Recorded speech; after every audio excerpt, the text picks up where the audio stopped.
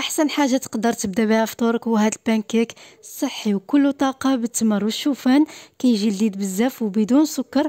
وإلا كنتوا اول مره كتشوفوني فمرحبا بكم. وفي الخلاط الكهربائي درت بيضه، زدت عليهم 7 ديال التمرات، بنانه من الاحسن البنان يكون عندكم طيب كيجي احسن، كاس ونص ديال الشوفان، وكتنسموا بالفاني. القرفه كتعطي واحد المذاق زوين، تقدروا ما تضيفوهاش.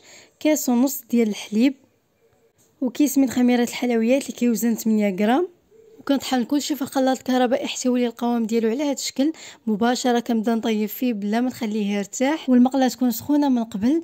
صافي غير كطيب الجهه الاولى كنقلبوا على الجهه الثانيه. اما بالنسبه للتزيين فانا ضفت عليه العسل الحر مع شويه ديال المكسرات. تقدروا تزينوه وتقدموه مع اي حاجه كتبغيوها بالصحه والراحه.